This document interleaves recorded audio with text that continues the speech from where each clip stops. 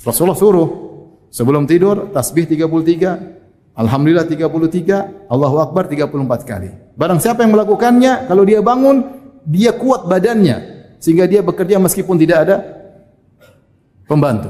Terapkan hadis ini. Jika dalam kondisi lelah, kita zikir dengan ini, insyaallah kita bangun dengan kekuatan tubuh. Suatu ketika, Fatimah putri Rasulullah datang menghadap. Fatimah meminta diberikan seorang pembantu karena pekerjaannya tangannya mengepal.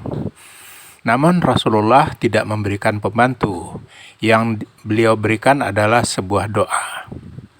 Doa apakah itu? Berikut adalah suara kajian Ustadz Firanda Andirja.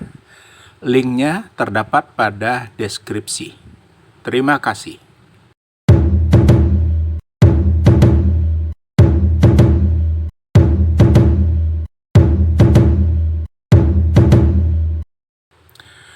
Assalamualaikum warahmatullahi wabarakatuh. Penonton yang dirahmati Allah, bagaimana pendapat Anda dengan tema kajian kali ini? Bermanfaatkah? Berikan pendapat Anda di kolom komentar di bawah. Semoga Allah memberkahi kita semua. Amin. Jangan lupa klik like, subscribe, dan lonceng ya. Terima kasih. Ibnu Qayyim rahimahullahu ta'ala menyebutkan lebih dari 70 keutamaan berzikir kepada Allah Subhanahu wa taala.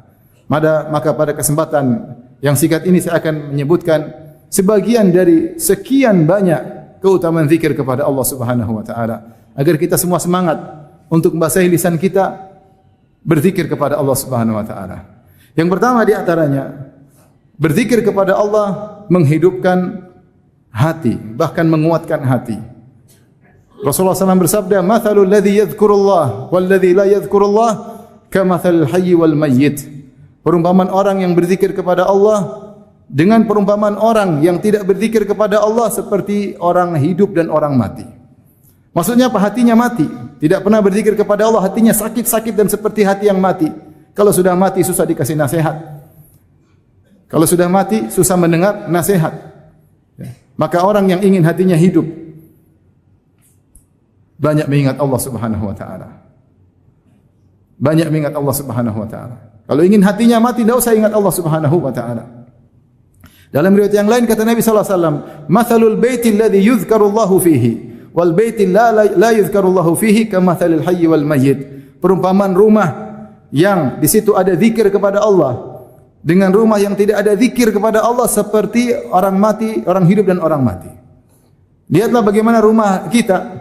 Kalau rumah kita sering diisi dengan tilawah Al-Quran, solat-solat sunnah, berzikir kepada Allah Subhanahu wa taala, diadakan pengajian, diputar murotal-murotal, diisi dengan memuji Allah Subhanahu wa taala, maka itu rumah yang berisi dengan kebahagiaan seperti orang yang hidup. Tapi sebaliknya jika rumah ternyata diisi dengan maksiat, tontonan-tontonan yang tidak benar, musik-musik dan lagu-lagu, nyanyian-nyanyian, ya, ghibah dan namimah, maka rumah tersebut seperti mati. Tidak ada kebahagiaan dalam rumah tersebut. Tapi di antara keutamaan berzikir kepada Allah Subhanahu wa taala, bukan hanya menguatkan hati, bahkan dia juga menguatkan badan. Menguatkan badan. Oleh karenanya ketika Fatimah radhiyallahu taala anha sulit bekerja di rumah sehingga tangannya ya bergebal karena sering bekerja menggiling gandum, maka dia pun datang kepada Nabi, kepada ayahnya untuk diberikan pembantu. Maka Nabi SAW tidak memberikan pembantu kepada Fatimah radhiyallahu taala anha. Padahal ketika itu banyak budak-budak wanita yang datang. Karena Rasulullah SAW ingin semua sedekah difokuskan kepada fakir miskin, terutama ahlu suffah, para sahabat yang miskin yang tinggal di suffah. Maka dia tidak beri pembantu kepada Fatimah. Kemudian Nabi datang menemui Fatimah. Kata Nabi SAW, "Ala adulluki ala syai'in huwa khairun min khadim?" Maukah aku tunjukkan kepada engkau wahai Fatimah putriku tentang sesuatu yang lebih baik daripada pembantu? Kata Nabi SAW, "Tusabbihina," maka kau bertasbih 33 kali. "Wa tahmadina 33, kau bertasbih wa tahmid alhamdulillah 33 kali. "Wa tukabbirina Allah arba'an wa thalathin. Kau bertakbir 34 kali sebelum tidur.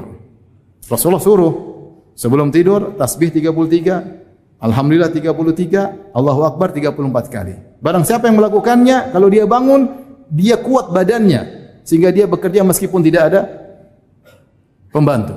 Terapkan hadis ini. Jika dalam kondisi lelah, kita zikir dengan ini, insyaallah kita bangun dengan kekuatan tubuh.